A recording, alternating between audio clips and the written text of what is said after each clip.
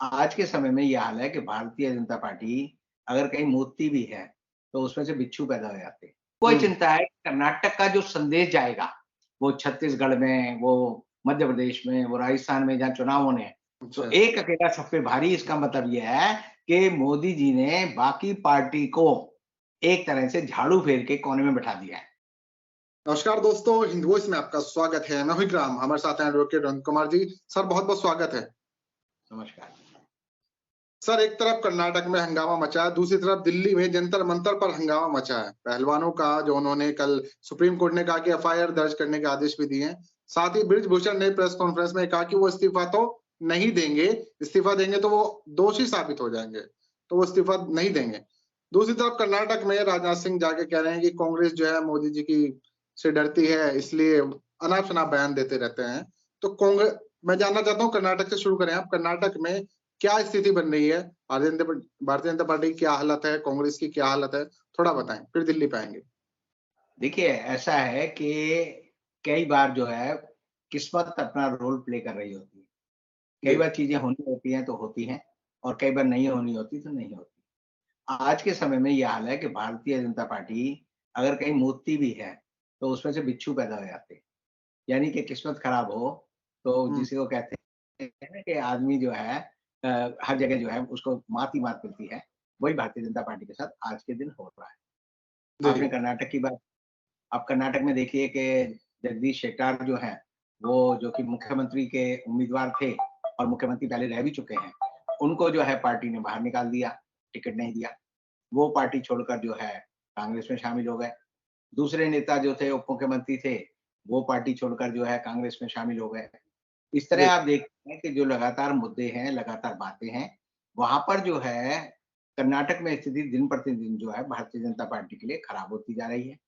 और मोदी जी ने इसीलिए जिस मोदी ने पश्चिम बंगाल के चुनाव में 84 इलेक्शन रैलियाँ की थी, अब वो कर्नाटक में सिर्फ़ 15 रैलियाँ करेंगे। इसका मतलब ये है कि कहीं न कहीं ये है कि केंद्रीय नेतृत्व को पता है कि अगर हार होती है तो हार का ठीकरा किसके सर पर फोड़ना है और हार का ठीकरा वो जो है वहाँ की स्थानीय जो इकाई है, उसके सर पर फोड़ेंगे। दूसरी बात जो है वो ये है कि आप एक बात समझ लीजिए कि जब भी जी, चुनाव होता है, तो चुनाव से पहले एक माहौल बन जाता है। और हमेशा चुनाव में जो हार-जीत का फैसला करते हैं, वो लोग करते हैं जो फेंस सिटर होते हैं। देखिए ऐसा है कि मैंने आपको कहा कि हार और जीत का फैसला जो है, जो पार्टी के वोटर होते हैं, जो कट्टर समर्थक होते हैं, वो नहीं करते। हार और जीत का फैसला वो वोटर करता है जो फेंस सिटर होता है, जो कि जी, निर्धारित नहीं होता, वो इधर-उधर देखता रहता है, बिच्छू की तरह कि भई मैं किधर देखूँ, क्या हो रहा है? और जहाँ उसका मन आता है, वो कूद कर जो है इलेक्शन वाले दिन वोट दे देता है। तो जी, इस ऐसे जो फेंस सिटर वोटर होता है, ये बड़ा जो है पारे की तरह लिक्विड होता है। रात भर में बदल सकता है, कहीं भी जा सकता है। अब ऐसे लोग जो है, जो राय बनाते हैं, वो राय अंतिम राय होती है और उस राय की वजह से किसी पार्टी की हार या जीत किसी भी चुनाव में होती है। अब इस चुनाव में जो है कांग्रेस के साथ अचानक ही बहुत सारे लोग जुड़ गए। अब लिंगायत मठ के जो प्रमुख हैं, उन्होंने भी जी, कल ही बयान दे दिया कि हम भारतीय जनता पार्टी के नेतृत्व से नाराज़ हैं।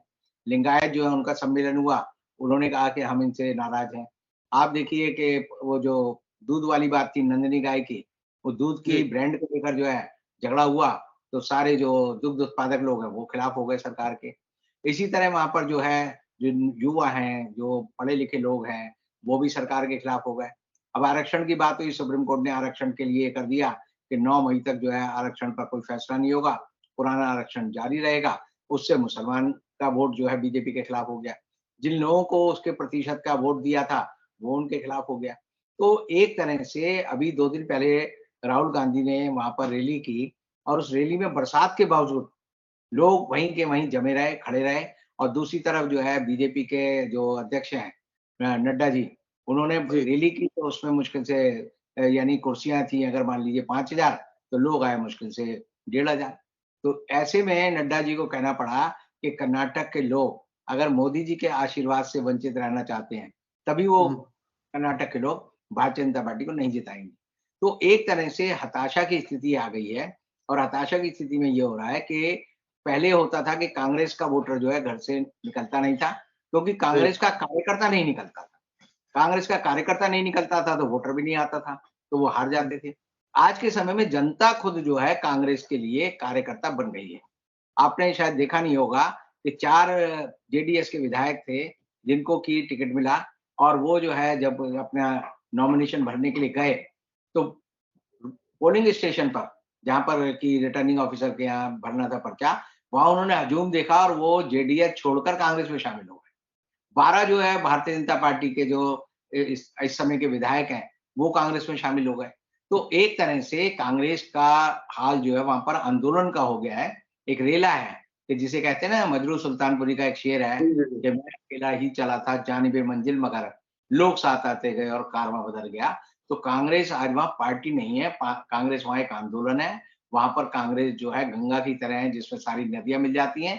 कांग्रेस वहाँ एक आंदोलन बन गई है और इसलिए जो है कांग्रेस की एक तरह से हवा, लहर, कुछ भी कह सकते हैं, वो चल रही है।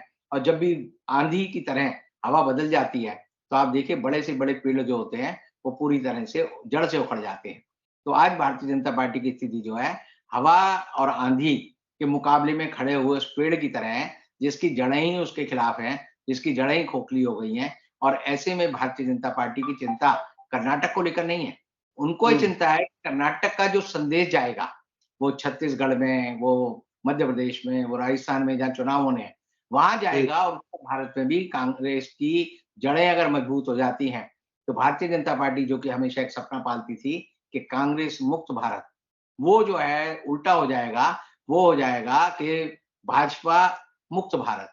और भारतीय जनता पार्टी के साथ सबसे बड़ी निराशा इस समय अगर किसी को है, तो वो आरएसएस को है। आरएसएस के लोग बड़े परेशान हैं। वो कहते हैं कि हम किस चीज़ को डिफेंड करें? हम कैसे जनता के बीच में जाएँ? उनके स्वयंसेवकों को लोग जो है अब सुनने को तैयार नहीं है। हिंदू-मुसलमान का मुद्दा वो कर नहीं पा रहे हैं। लोग जो है विकास की बात करते हैं, लोग जो है महँगाई की बात करते हैं।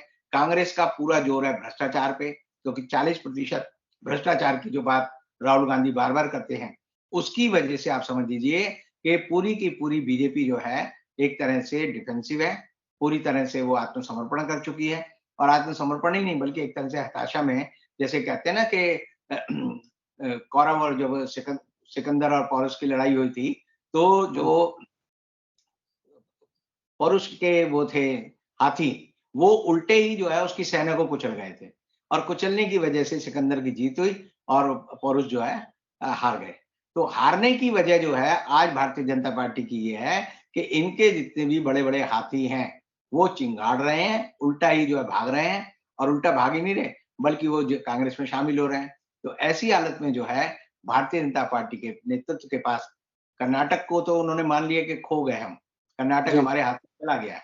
अब उनकी चिंता जो है बाकी 3 राज्य हैं और उत्तर भारत है, जहाँ पर कि उनको लगता है कि हमें वोट मिलेंगे और अब भारतीय हुँ, जनता पार्टी की एक जो एक योजना थी कि हम आंध्र प्रदेश में, तेलंगाना में, तमिलनाडु में, केरल जी, में, गोवा में अपने को मजबूत बना पाएँगे, वो अब नहीं बना पाएँगे और इसीलिए मोदी जी की हिम्मत नहीं हुई कि अपनी पदयात्रा जो है वो कर्नाटक में निकालें।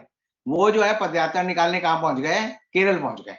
केरल में जी, उन्होंने पदयात्रा निकाली और पदयात्रा भी कैसी थी कि उसमें जो पीले फूल ज़्यादा दिख रहे थे, भीड़ नहीं दिख रही थी। तो भीड़ और पीले फूल तो कोई भी धनी आदमी जो है लाएगा, टनों के हिसाब से फूलों की बरसात कर देगा। लेकिन जनता के हाथ में जो फूल होती हैं, टोकरी में लेके वो डालते हैं, वो जनता नदारद थी। सिर्फ़ एसपीजी के लोग थे, सुरक्षा बल थे और मोदी जी थे। और इसीलिए आप देखेंगे कि मोदी जी के चेहरे पे पैदल चलते हुए भी हताशा नज़र आ रही थी, उनके कदम नहीं उठ रहे थे। उनके कदम पत्थर की तरह भारी हो गए थे और भारी होने की वजह से जो है, आप समझ सकते हैं कि वो यात्रा जो है, जो इम्पैक्ट उसका होना चाहिए, वो नहीं हुआ और भारतीय जनता पार्टी आज के समय में बड़ी निराश है। अच्छा, जनता नाराज़ क्यों है सर? क्यों मतलब भारतीय जनता पार्टी के इस पास नहीं जाना चाह रही? मौजूदा सत्ता में भी वहाँ पर हैं। कौन-सी नीतियाँ विफल रही हैं जिससे कर्नाटक की जनता नाराज़ है इतनी? नाराज़ नहीं है, ऐसा है मोदी जी की पार्टी में मोदी जी ने आपको याद होगा संसद में भी भाषण दिया था और कहा था एक अकेला सब पे भारी। तो अच्छा, एक अकेला सब पे भारी इसका मतलब ये है कि मोदी जी ने बाकी पार्टी को एक तरह से झाड़ू फेर के कोने में बिठा दिया है। इस समय कोई भी फैसला जो होगा वो मोदी जी करेंगे, भाषण मोदी जी देंगे, किसी भी जी, चीज़ का उद्घाटन है मोदी जी करेंगे, कोई जी, प्रेस के लिए कोई भी ऑकेज़न है तो मोदी जी का होगा। तो मोदी मैं पार्टी हो गई है, तो ये एक पूरी ऐसी पार्टी है जो एक खंभे पे खड़ी है। आप समझिए अगर आप मेज़ भी बनाते हैं, खंभे पे खड़ी करेंगे तो खड़ी नहीं रहेगी। इमारत जब भी खड़ी करते हैं तो चौखंबा होना चाहिए। 4 खंभों पर जो चीज टिकी होगी, कम से कम 3 खंभे तो होंगे, तिपहिया वाली भी बात हो जाती।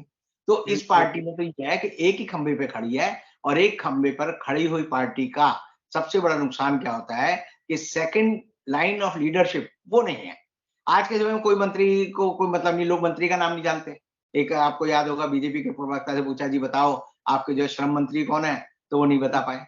तो लोग मंत्रियों के नाम नहीं जानते, लोग विधायकों के नाम जानते, लोग सांसदों के नाम नहीं जानते, लोग किसी का नाम नहीं जानते। और इसलिए जो है सबसे बड़ी बात होती है कि जब भी कोई आदमी होता है, उसको कोई काम होता है, तो वो सबसे पहले कोशिश करता है कि मैं जाकर अपने विधायक से मिलूँ, अपने सांसद से मिलूँ, अपने इलाके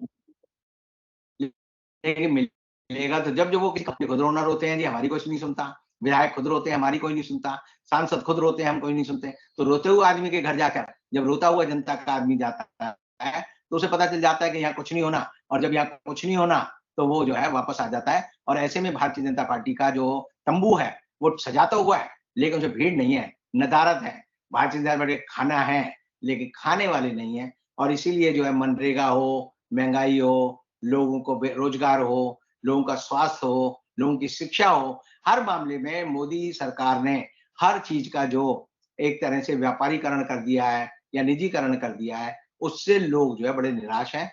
उनके सपने टूट चुके हैं और वो इनसे मीलों दूर जा चुके हैं। और यही बात है कि मोदी जी डुगडुगी बजा रहे हैं, लेकिन भीड़ नहीं आ रही। लोग मोदी जी कहते हैं बंदर का नाच दिखाऊंगा, कभी कहते हैं भालू का डांस दिखाऊंगा, लेकिन लोग जो है इन सबसे अति आ गई है। लोग कहते हैं कि हमें जो है खाना चाहिए, खाना दो, शिक्षा दो, रोजगार दो, और इन सवालों पे भारतीय जनता पार्टी की आज के समय में कोई तैयारी नहीं।